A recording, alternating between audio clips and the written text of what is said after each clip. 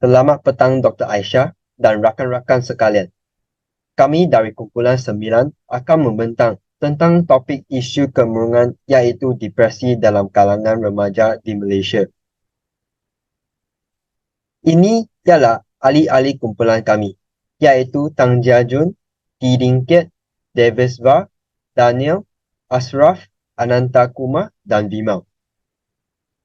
Sejahtera, nama saya Ananda Kumar dan nombor metrik saya adalah 223869. Pada hari ini, kumpulan saya akan membentang tentang tajuk kemurungan.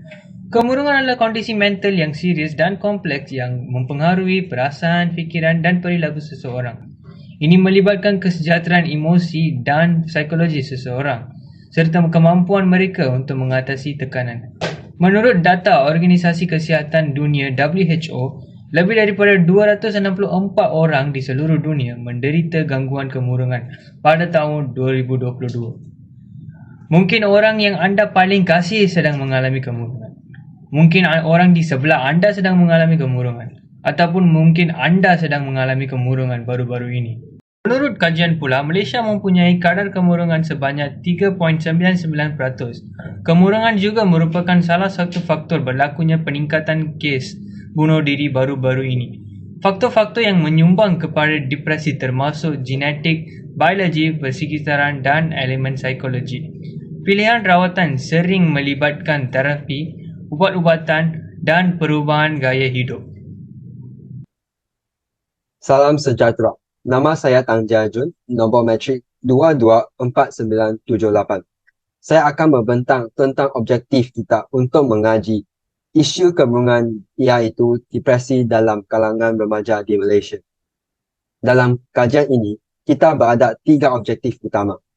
Objektif pertama adalah untuk mengaji masalah depresi berdasarkan falsafah eksistensialisme yang menekankan pada kebebasan individu untuk menciptakan makna hidup sendiri, dan hedonisme yang fokus pada pencarian kesenangan.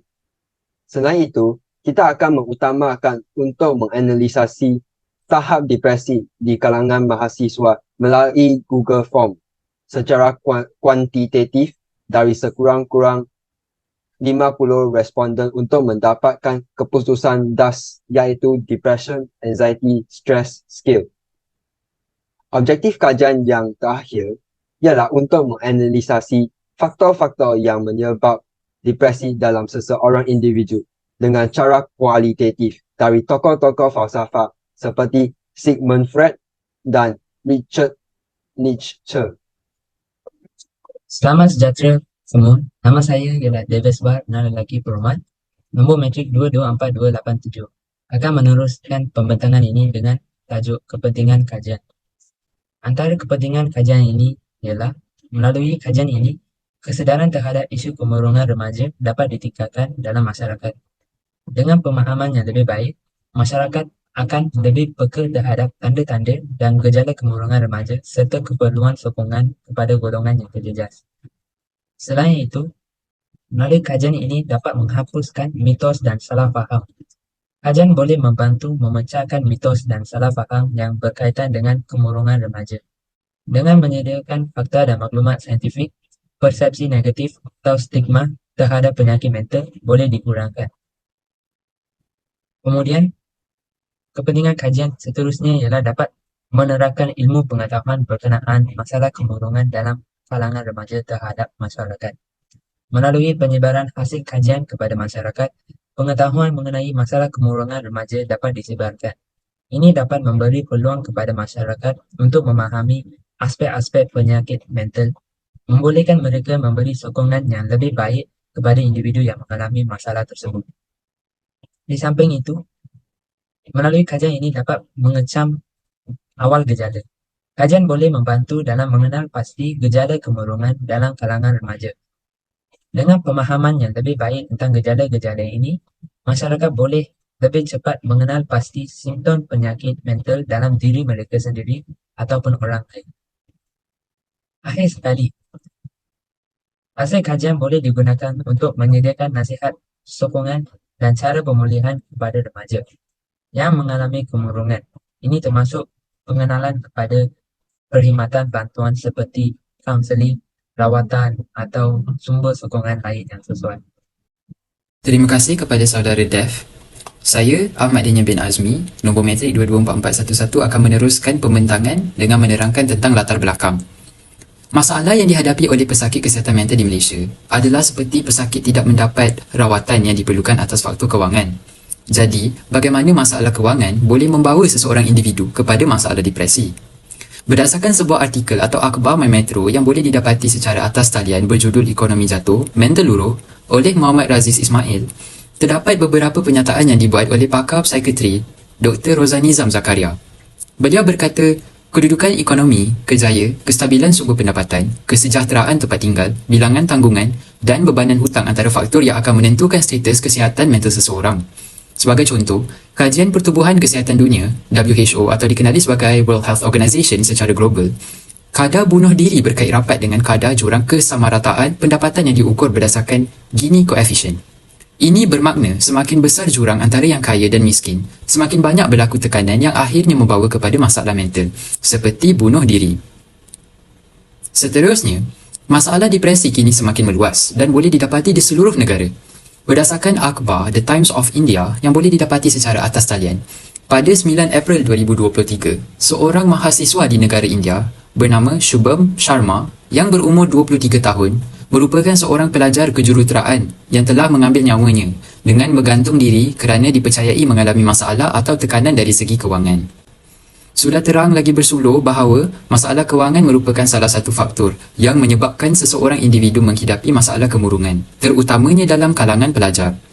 Berdasarkan kajian yang diketuai oleh MD Ashraful Islam, beliau menyatakan bahawa dalam kalangan mahasiswa di Malaysia, sebanyak 27.5% pelajar mempunyai depresi yang sederhana, manakala 9.7% pelajar pula menghidapi depresi yang teruk. Masalah kemurungan atau depresi boleh dikaitkan dengan dua falsafah. Yang pertama, falsafah eksistensialisme. Jadi, apakah makna falsafah eksistensialisme? Ia merupakan aliran yang menekankan pertama, kebebasan individu, kedua, tanggungjawab peribadi dan ketiga, pencarian makna hidup. Dengan itu, seseorang yang mengalami depresi mungkin merasa kehilangan makna hidup atau kesulitan menemukan tujuan eksistensial. Kedua pula adalah falsafah hedonisme. Falsafah ini merupakan aliran yang meyakini bahawa kebahagiaan dan kesenangan adalah tujuan utama dalam hidup. Hasilnya, orang yang mengalami depresi mungkin mengalami kesulitan menemukan kesenangan dalam kehidupan seharian. Kerana pandangan hedonis merupakan seorang individu yang menentang pemikiran ini. Salam sejahtera, nama saya Vimas Syamindra dan nombor metrik saya ialah 224514. Saya ingin membincangkan tentang analisis kajian projek kami. Dalam soalan sendiri yang dibuat, terdapat 52 orang responden dan terdiri daripada 36 lelaki dan 16 perempuan. Terdapat 4 soalan yang ditanya dalam soalan sendiri dengan pilihan jawapan iaitu sangat kerap, jarang, kerap dan tidak pernah. Semua soalan tersebut diambil daripada ujian saringan minda sihat iaitu BASS. Maka purata telah diambil dan kesimpulan telah dibuat. Soalan pertama yang ditanya adalah, adakah anda rasa anda menghadapi kemurungan?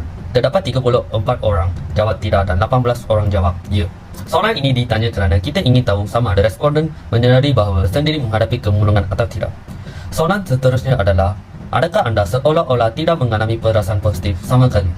2 orang jawab sangat kerap, 6 orang jawab kerap, 35 orang jawab jarang dan baki jawab tidak pernah dengan markah keseluruhan 53 markah. Kemudian, adakah anda rasa tidak bersemangat untuk memulakan sesuatu? 3 orang jawab sangat kerap, 18 orang jawab kerap, 28 orang jawab jarang, 3 orang jawab tidak pernah dengan markah keseluruhan 73. Selain itu, adakah anda rasa tidak ada apa-apa yang boleh diharapkan? 3 orang jawab sangat kerap, 10 orang jawab kerap, 32 orang jawab jarang dan 7 orang jawab tidak pernah dengan markah keseluruhan 61. Mari kita tengok soalan yang seterusnya. Adakah anda rasa gurau atau sedih? 4 orang jawab sangat kerap, 17 orang jawab kerap, 27 responden jawab jarang dan 4 orang jawab tidak pernah dengan markah keseluruhan 73. Selain itu, adakah anda rasa tidak bersemangat langsung? 3 orang jawab sangat kerap, 16 orang jawab kerap, 27 orang jawab jarang dan 6 orang jawab tidak pernah dengan markah keseluruhan 68. Seterusnya, adakah anda rasa diri sendiri tidak berharga? 3 orang jawab sangat kerap, 8 orang jawab kerap, 22 orang jawab jarang dan 19 responden jawab tidak pernah dengan markah keseluruhan 47. Dan soalan hari ini adalah, adakah anda rasa hidup ini tidak berarti dan menarik lagi? 2 orang jawab sangat kerap, 9 orang jawab kerap, 20 orang jawab jarang, dan 21 orang jawab tidak pernah, dengan markah keseluruhan 44. Purata markah yang diperoleh ialah 8.05 berdasarkan jadual yang DAS diberi. Responden masih dalam tahap biasa dalam tahap kemurungan, manakala sebahagian responden telah menunjukkan tahap yang sangat tinggi dalam soal cerita. Tindakan segera perlu dilaksanakan supaya dapat mengelakkan masalah kemurungan. Sekian itu, terima kasih. Salam sejahtera sekalian. Nama saya Tiding Kiat. Nombor matriks 225167. Saya akan menjelaskan faktor munculnya kemurungan, iaitu depresi, berdasarkan pendapat 2 orang tokoh falsafah. Pertama sekali, Sigmund Freud. Beliau sebenarnya seorang ahli saraf Austria dan pendiri psikoanalisis. Beliau percaya bahawa depresi berlaku apabila berlakunya konflik internal antara diri sendiri. Rasa bersalah muncul apabila terdapat konflik antara tuntutan moraliti dan nafsu kita diri sendiri. Rasa ini pun dianggap sebagai depresi. Selain itu, beliau juga mengaitkan depresi dengan melipatkan objek, di mana seorang individu akan mengalami kehilangan signifikan yang memicu perasaan kesedihan dan kehilangan ini. Seterusnya, Friedrich Nietzsche. Beliau seorang ahli falsafah Jerman dan beliau berpendapat bahawa depresi berlaku ketika seseorang kehilangan tujuan atau kepercayaan yang memberikan makna kepada eksistensinya. Faktor-faktor yang dapat memicu depresi, menurut beliau, melibatkan pengalaman-pengalaman kegagalan, kehilangan, atau kekosongan spiritual.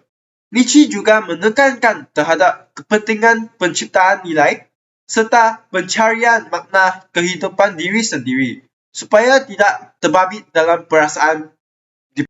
Assalamualaikum dan salam sejahtera. Nama saya Muhammad Ashraf Ahmad bin Aziz Shah, nombor gaji 2238 Baik, setelah mendengar pertanyaan daripada ahli kumpulan saya yang lain, di sini saya ingin membuat sedikit kesimpulan. Kesimpulan yang saya dapat lakukan pada hari ini adalah kajian ini boleh dikaitkan dengan falsafah eksistensialisme dan hedonisme. Baik, itu falsafah eksistensialisme.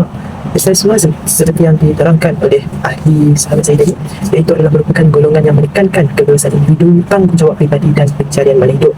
Mereka adalah falsafah hedonisme yang adalah merupakan aliran yang meyakini bahawa kebahagiaan dan kesenangan adalah tujuan hidup yang paling utama dalam kehidupan. Di sini apa yang dikaitkan dengan masalah depresi adalah sekiranya seseorang itu berpegang contohnya kepada prinsip hedonisme, seseorang itu tidak akan mengalami depresi kerana mereka meyakini bahawa kebahagiaan itu merupakan tujuan utama mereka hidup. Baik. Melalui kajian ini kita dapat menganalisis tahap depresi di kalangan mahasiswa.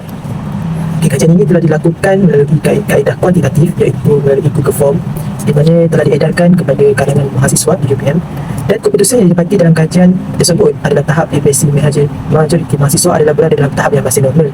Namun terdapat sebahagian responden yang menunjukkan tahap depresi yang bahaya. Dengan itu, responden tersebut haruslah berjumpa dengan pihak kaunseling atau pihak yang berkenaan dengan segera bagi mengelakkan perkara yang tidak ingini berlaku. Seterusnya, melalui kajian ini kita juga dapat menganalisis faktor yang menyebabkan masalah kemurungan dalam seseorang individu.